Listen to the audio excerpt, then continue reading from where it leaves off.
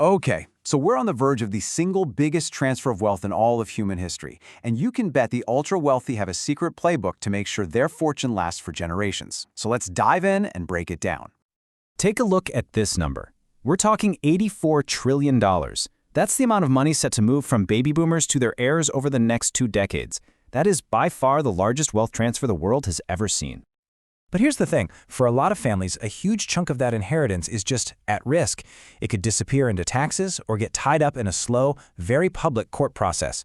So the real question is, just how much could actually be lost? Yeah, the answer is pretty staggering. If an estate isn't structured the right way, the government can claim up to 40% of it. I mean, think about that. 40% just gone. So you gotta ask, how do the wealthy families get around this? Well, here's a hint. They don't rely on simple wills. Nope, they use a completely different tool. And when you compare them side by side, the difference is just night and day. See, a will makes all your finances a public record, and it forces your family into a really slow, really expensive court process called probate. But a trust? That's a whole different ballgame. It's totally private, it lets you skip the courts, and it can legally shield those assets from taxes. The easiest way to think about a trust is like a legal vault. You put your assets inside this vault, and now, technically, the trust owns them, not you.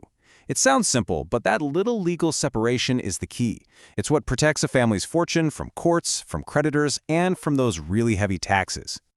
And you know, these trusts aren't a one-size-fits-all kind of thing. They come in all shapes and sizes. You've got simple ones that just help you avoid court delays, and then you have these super complex dynasty trusts that are literally designed to preserve wealth for 100 years or more. But here's why all of this is so important right now.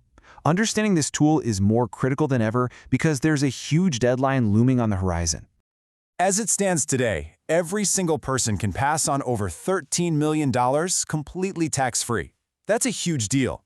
But in 2026, that number gets cut right in half.